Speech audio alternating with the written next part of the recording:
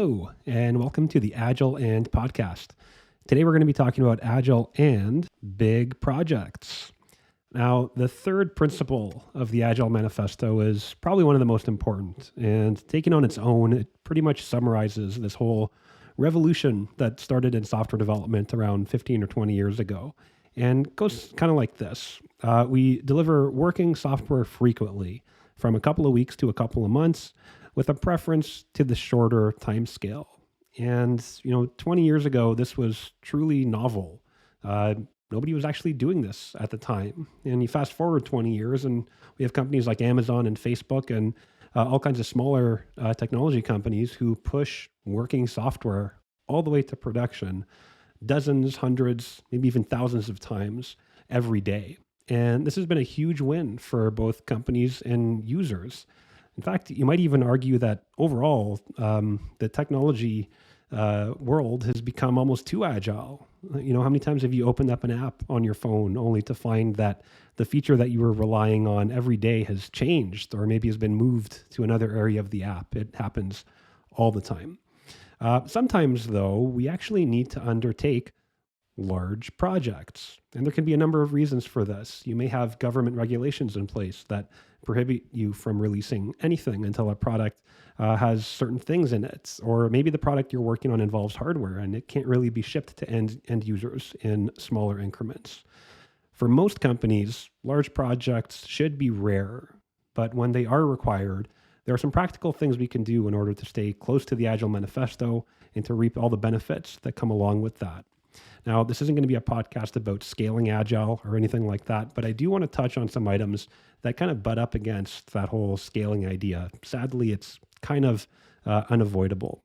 So the first thing I want to talk about a little bit here is sprint planning, and specifically sprint planning with multiple Scrum teams. So, sometimes big projects are going to require multiple Scrum teams. And like I said, this isn't going to be about scaling Scrum. And the reason I don't want to get into scaling Scrum is I don't really believe there's a prescription on how to do that from beginning to end. There are just way too many variables at play, whether it's the technology involved, the requirements involved, the sheer number of people, the context of your company.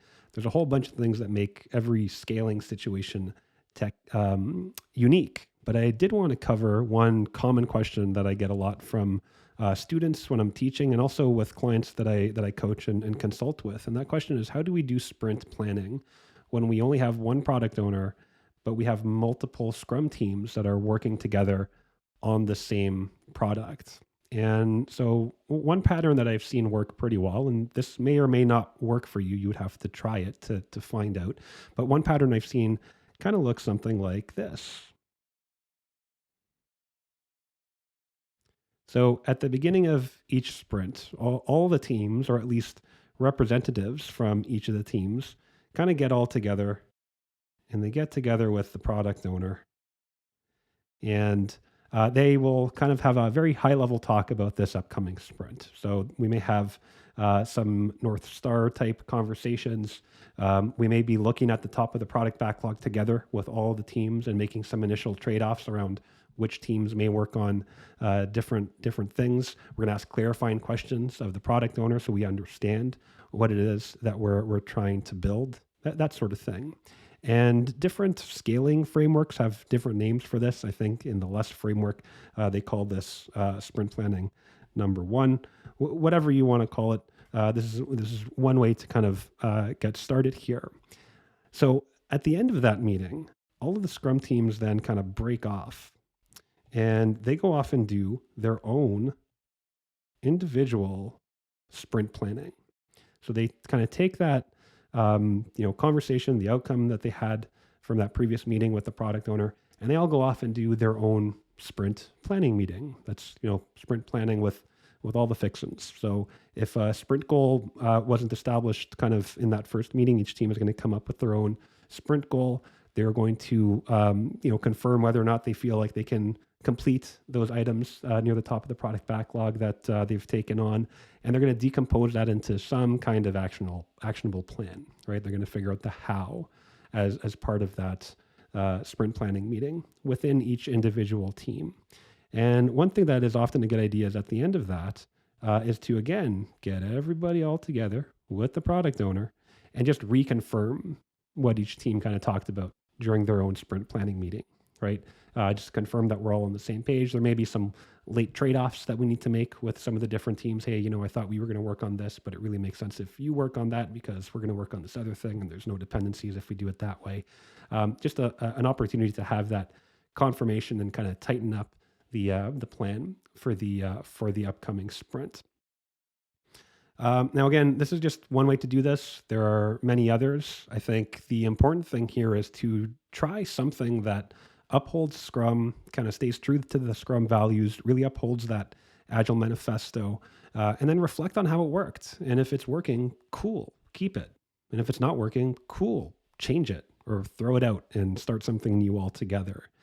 So just like with big projects themselves, you want to try and not have to do this at all unless it is absolutely necessary.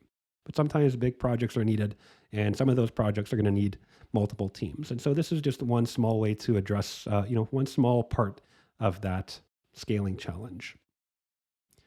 So the next thing we're going to talk about is to kind of switch gears a little bit, is doing release planning, right? Working on a big project. So by definition, this is not something that we're going to be releasing tomorrow. There may be many sprints between where we are and when we're finally going to actually release the product or release the iteration of the product that we're working towards. So let's talk a little bit about release planning. How can we do that in a way that is compatible with Scrum, that upholds the Agile manifesto, and hopefully actually enhances our overall agility?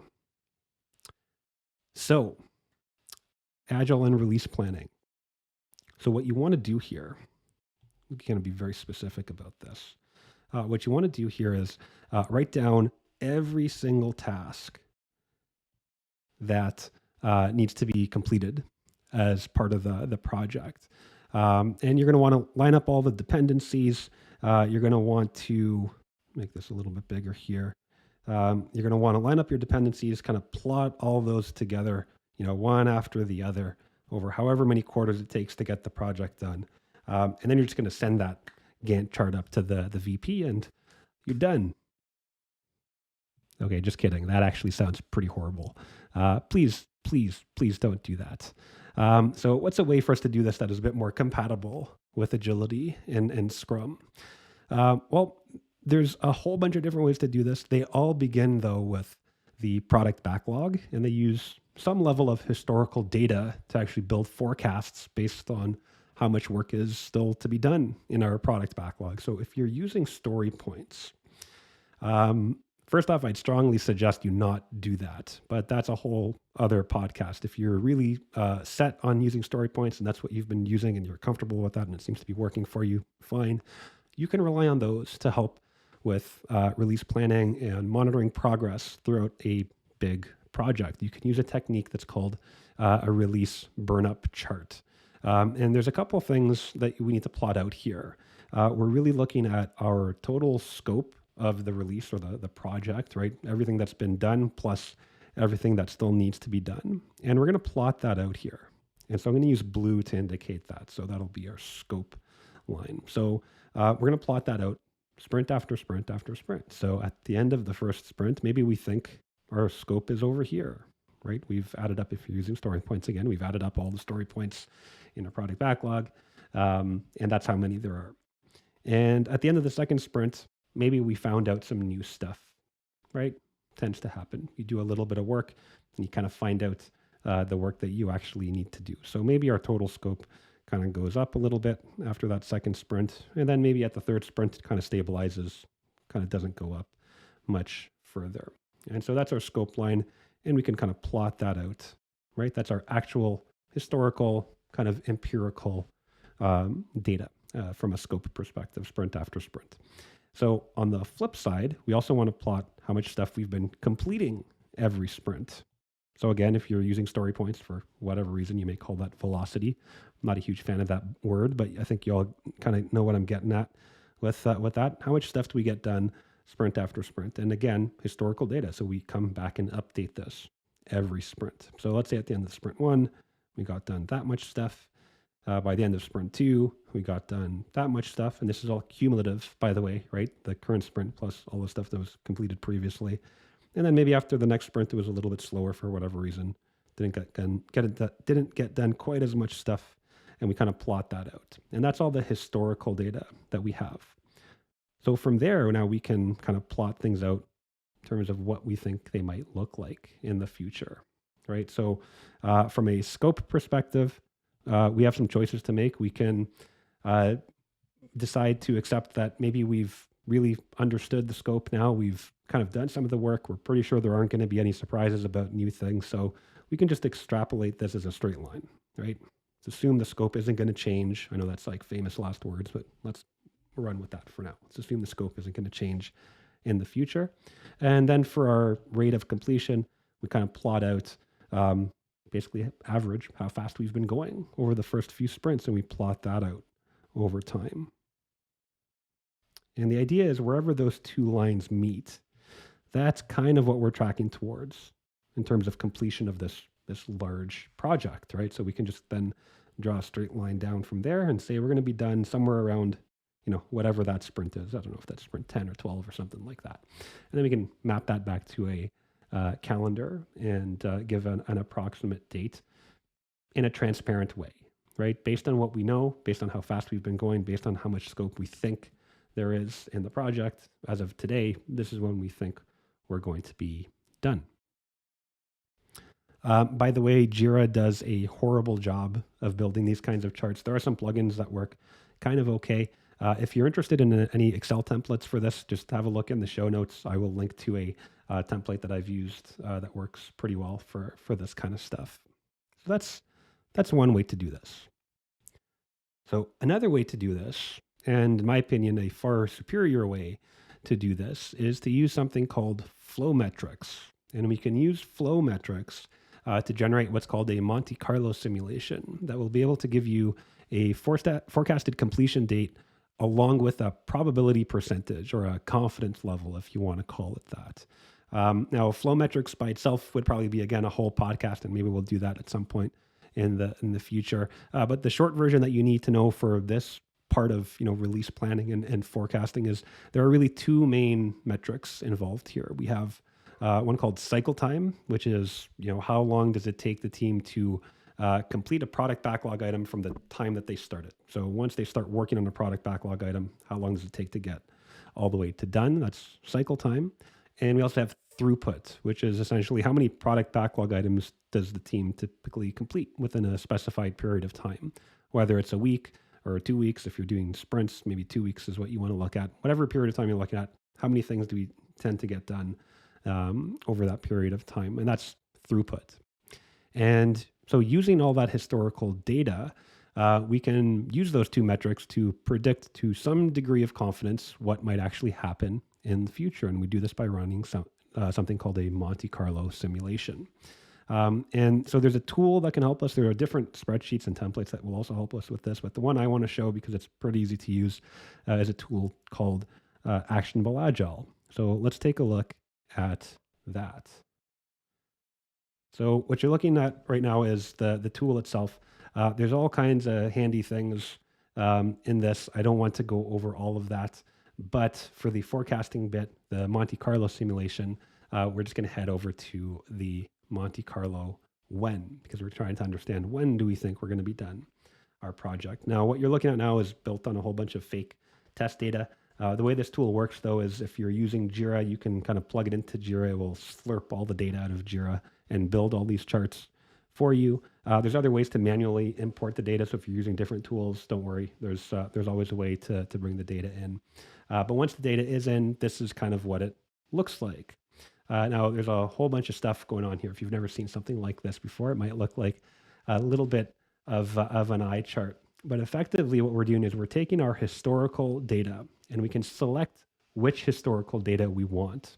And that's important, right? Because we want to base our forecast on some historical data that makes sense going forward. So for example, if the team has been kind of stable for the last couple of months, yeah, it might make sense to select the last couple of months here of historical throughput data to build our forecast. But if perhaps someone was on vacation for the last month or something like that, maybe the last month of data doesn't make sense. So we're going to look maybe just at the month 2 months ago, right? We always have to consider the context of the data that we're going to use to build our forecast. So once you do that, it's pretty straightforward. All you need to tell the tool is how many items are left to complete in the release, right? How many product backlog items do we still need to complete in our release? And you basically tell it that number here. So let's say we have 55 items left in our product backlog, and we're trying to figure out when we're going to be done. So you give it that number.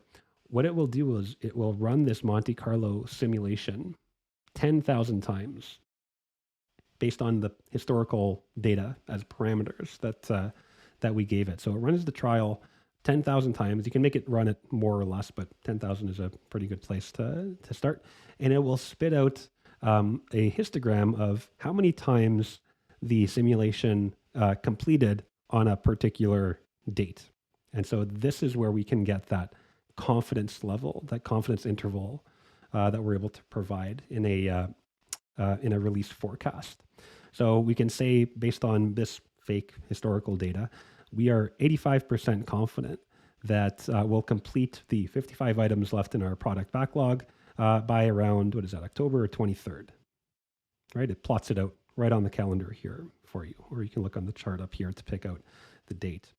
Now we can have a conversation, right? We're 85% sure we'll be done by that day or sooner. Are we okay with that level of confidence? Right? Do we need to have maybe a little bit higher confidence because there's maybe some government regulation at play? We want to make sure we're able to hit a particular date. Well, that's fine. We can say, okay, give us the 95% number. And in this case, the 95% number brings us to October 26th. Are we okay with the coin flip? 50-50? If we're good with that level of confidence, that's good enough to give everyone an idea of when we think we're going to be done this project. Well, we're 50% sure we'll be done by October 19th. So now we're able to kind of talk about this in a more data-driven way, right? We're looking at historical data, things we've completed over time, telling it how much stuff is left to go, and being able to speak to those numbers with a kind of defined level of confidence. Makes it a lot easier to have those kinds of conversations. So one thing to note, if you're doing Monte Carlo simulation, if you've been kind of paying attention here, you've probably noticed that there is a really big assumption that we're making here, right? And this is true for the burn-up chart example that we talked about as well. We are assuming that you already know how many product backlog items are left in the backlog for this release or project, and there's kind of no way around that, right? Might not be super agile, but if you're trying to forecast things in the longer term, you're going to need to do a bit of upfront work compared to if you were only trying to forecast for, say, a sprint. Now, the other option is you can try to come up with a clever way to estimate how many items you think will be in the release. And you can run it with that number, right? If you kind of get the team together and look at what we're trying to accomplish and maybe think about previous things we've tried to accomplish and say, yeah, there's probably going to be about 50 stories that are going to come out of this. Run with that at the beginning and then update it, right? That's kind of the other side of this. Whichever way you go, whether it's with burn-up charts, Monte Carlo simulations, or any other technique, your forecast is going to be wrong for sure, right? It's just a matter of degree. And you can increase the transparency you have, and you can remain adaptable by updating these forecasts regularly, right? If you're doing Scrum and you're running in sprints, maybe every sprint we're coming back to update this, or maybe right away if we learn some new information, don't wait, go ahead and plug it into the simulation or rebuild your release burn-up chart, right? As new information becomes available, let's update our forecasts so that we're providing the most transparent information that we have at the time. So the last thing I want to talk about is just scope, and specifically how the product owner can and really should be absolutely ruthless when it comes to keeping scope as small as possible. And I really mean ruthless, like completely devoid of ruth, no ruth whatsoever. In Henrik Nyberg's Product Owner in a Nutshell video, which I highly recommend, by the way, and I will link to that in the show notes in case you haven't seen it yet. He talks about what to do when you don't like what you see from a release forecast, right? For example, what if we don't like the forecasted completion date, right? We built the burn-up chart or we built the Monte Carlo simulation, and we don't like what we see for whatever reason. And in the video Henrik put out, he talks about two very obvious options, right? If we don't like what we see, we can either extend the deadline, we find a way to extend the deadline, or we can cut scope. And to be honest, which one sounds better? I mean, if you've ever worked on one of those never-ending projects before, the project where the deadline constantly comes and goes and there's no end in sight, you already know the answer, right? It's almost always better to cut scope. To quote what Henrik had to say about this, you can always decide to extend time later, right? You can always decide to extend time later. And what he means by this is we can always release a smaller version of the project and then continue to work on it, right? We can release enhancements after the initial release, maybe some smaller iterations as we go once that main part is live. And some folks refer to that as an MVP. Not me, though. I try to stay away from the term MVP. It's kind of lost all meaning for me. Until I find a definition for that term that makes sense, I'm just going to call this something different. I'm going to call it ship the least amount of stuff you can while still enabling the realization of some value, right? Ship the least amount of stuff you can while still enabling the realization of some value. And conceptually, I hope that would make sense, right? Cutting scope is always going to be preferable to extending time. It's easier said than done, though, right? And that's a challenge that many product owners I've worked with have faced. Luckily, though, there are some techniques we can use to help us to stay on top of scope. From a transparency point of view, at the very least, you can rely on those things we just talked about, right? Release planning techniques, burn-up charts or Monte Carlo simulations. That at least makes it visible when there is some kind of change happening, right? If our scope is changing or if it looks like we're about to blow through a deadline or something like that. So that helps from a transparency perspective. From a what to do about it perspective, though, there's a few things we can do, right? The different techniques we can kind of lean on here. We can rely on techniques like story mapping, which I will link to in the show notes, to map out our user's journey through the entire product and look for smaller ways to enhance their journey through the product. We can also look for ways to ship something really small regularly throughout the project. And maybe we only release it internally or to a smaller subset of users. It's not really totally complete, not really feature complete or whatever, but we can at least release it to some small set of our user base. And we want to do that so that we can get some feedback on how people are actually going to use this product. And based on that feedback, we can decide to really focus on those things that are actually important to our users instead of extending the project to work on, less valuable things. So by being really ruthless on scope, shipping something small before deciding to give yourself more time, you not end up realizing some business value sooner, but you also end up with a way to prevent yourself from wasting time building really useless features. Does anyone remember Clippy from Microsoft Office? Right? Why did Microsoft build Clippy? I'm pretty sure they only built it because it was on one of those big project Gantt charts. And they didn't really maybe have any information to tell them whether or not that was actually going to be a useful feature for them. So that's it. When it comes to scope, be ruthless, be completely devoid of ruth, clamp it down as much as you can, try to ship something small. It's the best way to mitigate risk, and it's ultimately the best way to handle these really large projects that are going to come up from time to time. So there you have it, Agile and big projects. If you're enjoying these podcasts, please feel free to leave a review, hit all the like and subscribe buttons. If you're watching this on YouTube, feel free to comment below. And that's all for the episode. Thanks so much for joining me.